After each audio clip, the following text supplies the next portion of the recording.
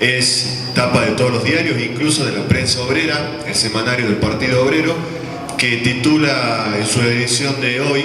que Salta marca el camino. Realmente marca el camino no solo por esta lucha docente que se ha desenvuelto, sino también por todo el contexto político que se vive en la ciudad de Salta,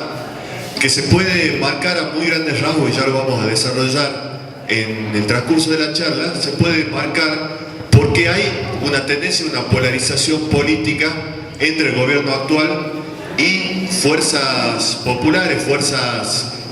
obreras, que están sobre todo movilizadas o impulsadas desde el Partido Obrero y sectores del movimiento obrero combativo. Así que es un dato importante a tener en cuenta, y esto es el resultado final al que llegamos después de 40 días de paro docente, en el cual los docentes enarbolaron muchos reclamos ampliamente postergados. Recordemos que luchas docentes hubo muchas, si uno se pone a ver, hubo desde el año 91, 95, más o menos se reiteran cada 4 o 5 años. En el 2005 hubo una y en el 2007 otra que puso en jaque al gobierno de Romero. Y las reivindicaciones que no se cumplieron se fueron postergando, y sin duda, si uno se pone a evaluar lo conquistado por este paro docente, ha sido el que más reivindicaciones alcanzó en el último tiempo. Como decía Elvio recién, aumentos muy por encima de la media nacional, entre el 33 y el 36%, e incluso porcentajes más altos en algunos rubros. Después, por ejemplo, hay que tener en cuenta que si bien los docentes tienen este aumento, el nivel de que parte el docente salteño, el nivel salarial, es uno de los más bajos del país en promedio, está entre los 3 más bajos del país, y la carga horaria que tiene un docente salteño está en el doble de la media nacional. Es decir, estamos hablando de un sector muy rezagado, de un sector sumamente explotado, mayoritario dentro del movimiento obrero salteño, no mayoritario sino de un gran número me refiero, y que bueno, ha podido organizarse y ha retomado un método de lucha como es la asamblea autoconvocada,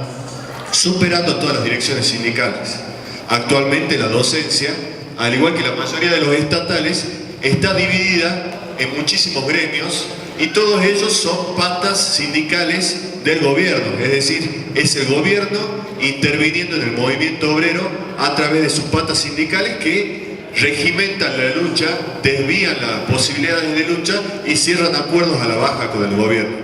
Después de estos acuerdos nefastos de las burocracias sindicales, la docencia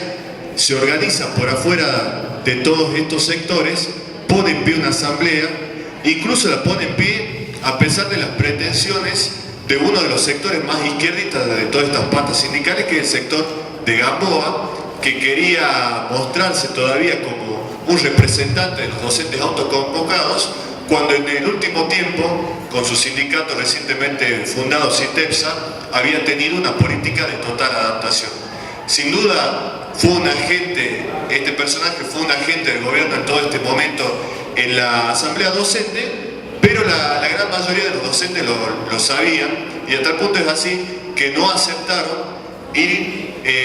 representados a la lucha por el CITEPSA, sino que conformaron una asamblea que aglutinó a docentes independientes, docentes de CITEPSA y de todos los gremios, que en la práctica terminaron subordinados y hasta casi disueltos en la asamblea docente. Quedaron subordinados políticamente, y este es un dato político distintivo, porque uno de los arietes del gobierno de Urtubey para mantener la estabilidad de su régimen ha sido la intergremial,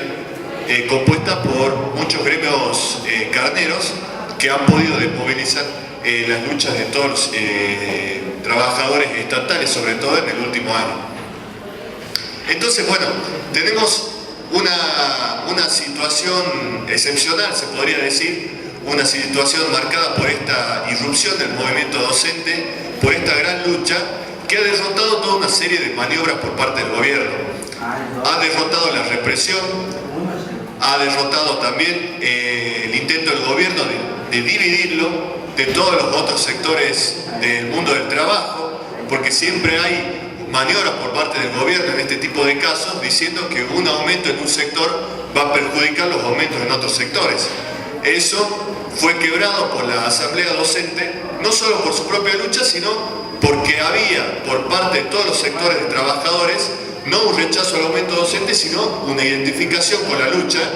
que hacía que el trabajador de otras ramas dijera: no, yo no me voy a oponer al aumento del docente, sino que por el contrario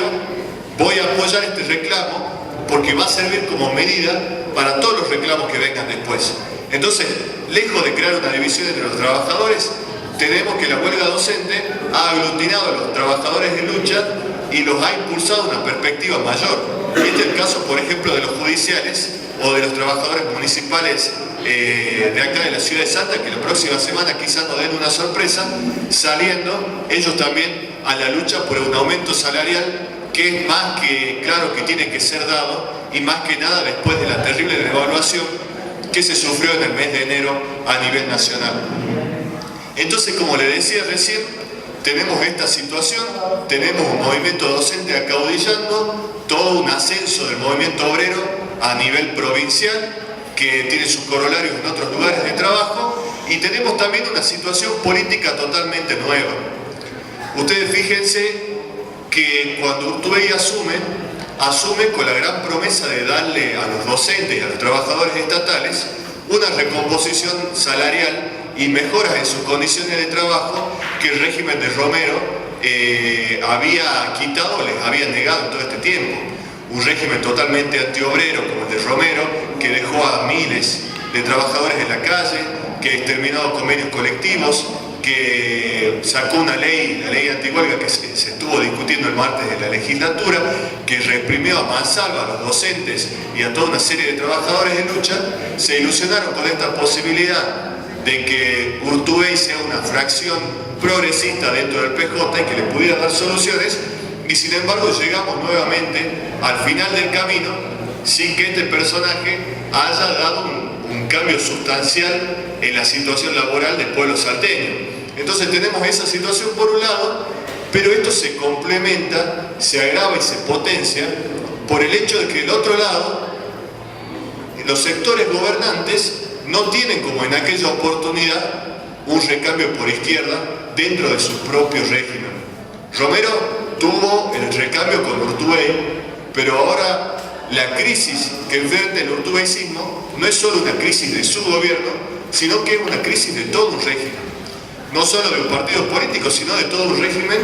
que involucra al romerismo, a los partidos que se han disuelto en el oficialismo, como el PPS, Partido Renovador también, y también al urtubeyismo. Todos han quedado en una misma bolsa y todos han lanzado ataques furibundos a la huelga docente y también a un sector político que se decidió a apoyarla con todo, que es el Partido Obrero. Entonces hay que sacar varias conclusiones de esa situación. La primera, clara, es que estamos viviendo una polarización en la que por un lado están todos los partidos del régimen y por otra está el Partido Obrero. Después, otra conclusión importante es que, al contrario de lo que muchos sectores de izquierda creen, y ya lo vamos a desarrollar un poco más adelante, acá el ascenso de un partido político de izquierda y de los trabajadores no se ha dado como consecuencia de las luchas sindicales, sino que fue al revés. Primero se desarrolló una perspectiva política y después se potenciaron las luchas sindicales. Y esto ocurre sencillamente porque el año pasado, cuando nosotros caracterizamos del Partido Obrero que había un amesetamiento de las luchas, nosotros decíamos que la crisis social no necesariamente lleva mecánicamente a una lucha de los trabajadores, sino que a veces puede llevar a un retraimiento conservador en la perspectiva de que el trabajador, al no ver salida, al no ver que ni Urtubey, ni Romero, ni este, ni el otro le pueden dar una salida a sus condiciones laborales, deciden resignarse, deciden agachar la cabeza y conservar el salario miserable que tienen antes de perderlo todo. Por el contrario, con el desarrollo de una alternativa política a través del Partido Obrero, lo que el Partido Obrero demostró tanto en las elecciones del 2011 como en las elecciones del 2013 es que hay otra posibilidad política, hay una alternativa